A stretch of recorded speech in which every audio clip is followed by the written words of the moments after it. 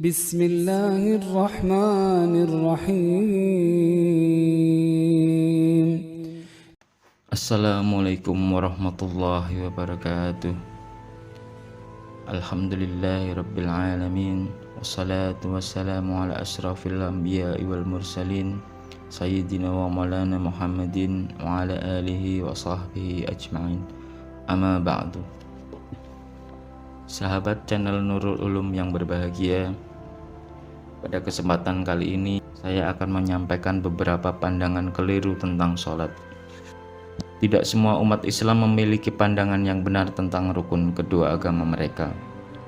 Berikut beberapa pandangan keliru tentang sholat yang kerap kita temukan di lingkungan kita.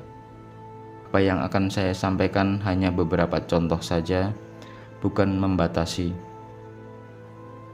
Di luar itu tentu masih banyak kekeliruan lainnya yang tentu saja harus kita luruskan.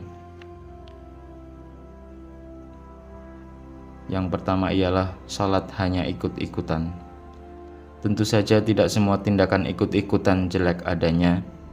Bagi seorang anak kecil yang masih belajar salat, tentu saja tindakan ikut-ikutan menjadi tidak masalah. Bahkan orang tua akan senang melihat anaknya salat meski cuma ikut-ikutan. Hanya saja akan menjadi persoalan jika seumur-umur orang salat hanya ikut-ikutan. Tapi tidak dipungkiri, orang-orang semacam itu dapat kita temui. Beberapa hal menjadikan orang-orang melakukan sholat hanya ikut-ikutan. Bisa jadi karena orang-orang di sekitarnya, semua anggota keluarganya, tetangganya, teman-temannya, semua rajin sholat. Sementara ia sendiri tidak memandang penting sholat. Maka jadilah sholat yang ia lakukan hanya ikut-ikutan. Paling banter hanya untuk menjaga perasaan teman atau supaya tidak disisihkan di antara kawan-kawan kelompoknya. Tentu saja hal ini tidak berlaku kelakar seperti ini. Jika sholatnya hanya ikut-ikutan, ntar masuk surganya juga cuma ikut-ikutan. Sebab orang yang sholatnya sungguh-sungguh pun belum dijamin surga, apalagi yang sholatnya hanya ikut-ikutan. Lagi pula tidak ada orang yang masuk surga karena ikut-ikutan, dalam arti membebek tanpa tahu arah dari mana, akan kemana, dan sudah sampai mana. Dalam hal apapun, terlebih sholat, kesungguhan menjadi sesuatu yang mutlak harus ada.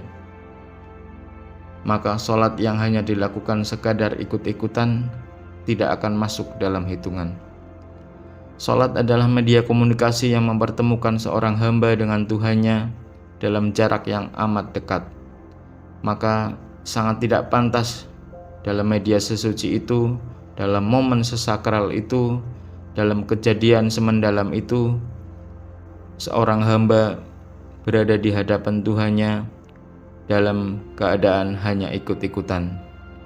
Apapun alasannya, kecuali bagi anak kecil, ikut-ikutan tidak bisa dibenarkan. Kepada orang yang sholatnya masih sebatas ikut-ikutan, harus dipahamkan bahwa sejatinya hidup ini terlalu sebentar untuk dibuat main-main. Di antara bentuk main-main dalam hidup adalah melakukan sesuatu secara ikut-ikutan. Kepada orang yang masih sholatnya ikut-ikutan, harus dipahamkan bahwa kelak di akhirat tidak akan bisa lagi ikut-ikutan seperti di dunia ini. Di akhirat, setiap orang akan bertanggung jawab atas dirinya masing-masing. Tidak akan ada lagi istilah kedekatan, pertemanan, persaudaraan, apalagi ikut-ikutan. Yang kedua, sholat hanya formalitas. Formalitas dekat dengan ikut-ikutan, hanya saja formalitas setingkat lebih berkesadaran ketimbang sekedar ikut-ikutan.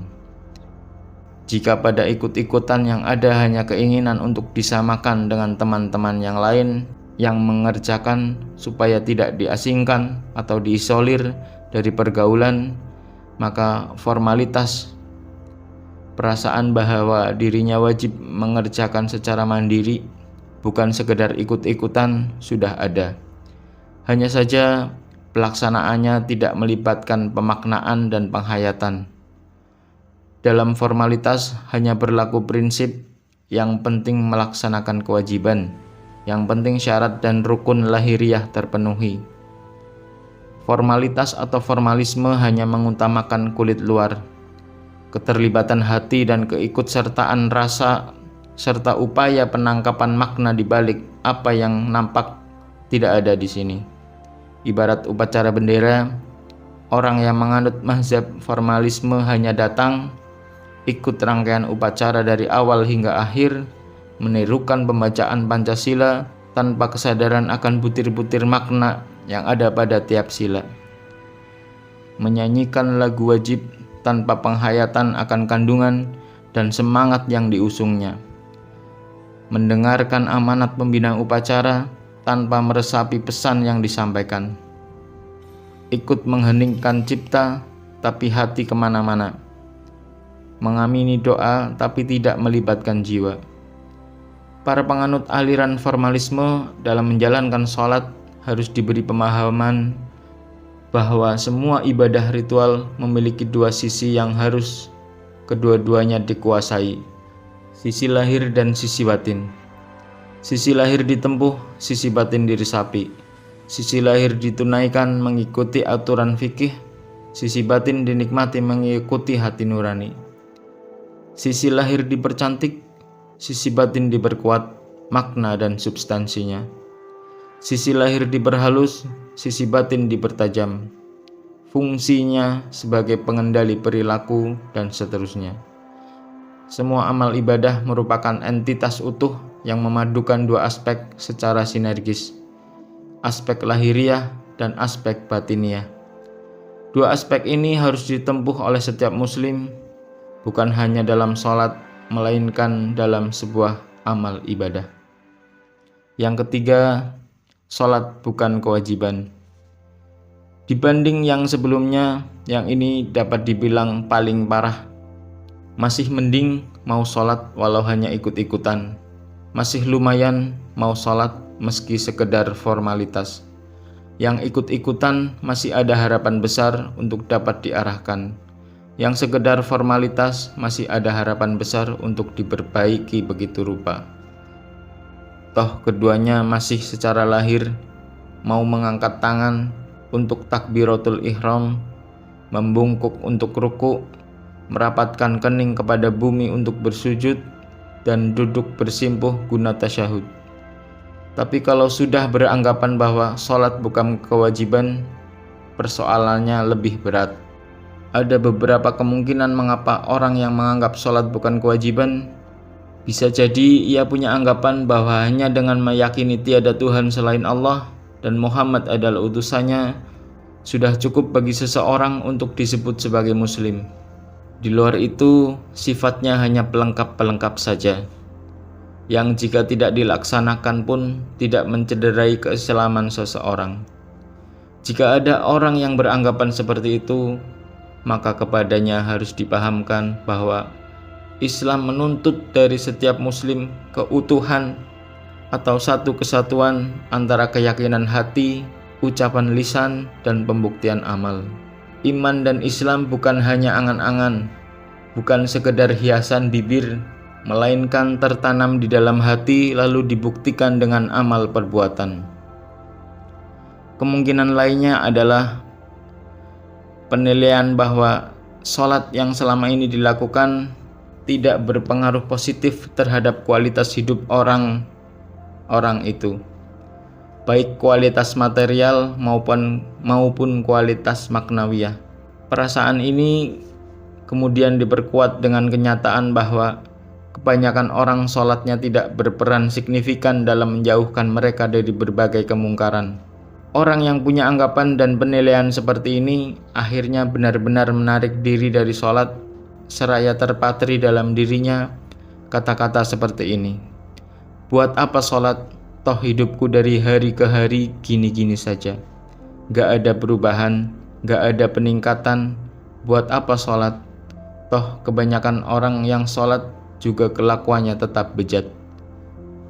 Secara nyata, orang yang berpikiran seperti itu mudah kita temukan di tengah-tengah kita.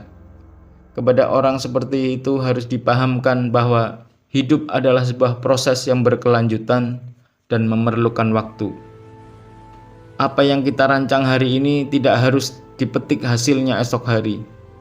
Khusyuk dalam sholat misalnya, memang sebuah tuntutan. Namun jika kita khusyuk tidak atau belum kita raih, bukan berarti kita harus menghentikan sholat untuk selamanya. Kesalahan bukan pada sholat, tetapi pada diri kita yang belum sepenuhnya memantaskan diri untuk dihinggapi rasa khusyuk. Yang harus ditempuh bukan menghentikan sholat, tapi terus memperbaiki kualitas diri, sehingga apa yang harus ada sewaktu sholat dan apa yang harus terwujud setelah sholat, seperti kesalehan sosial, berangsur dapat kita raih. Jika ada pejabat yang rajin sholat, tapi rajin pula memarkup angka-angka proyek, maka kesalahan ada pada sang pejabat, bukan pada sholat. Jika ada penguasa yang rajin sholat, tapi rajin juga memeras rakyat, maka kesalahan ada di pundak sang penguasa, bukan pada sholat. Yang harus kita cela kelakuan pejabat, bukan sholatnya. Yang harus kita kritik perbuatan penguasa, bukan sholatnya. Wallahu a'lam bishawab. Wassalamualaikum warahmatullahi wabarakatuh.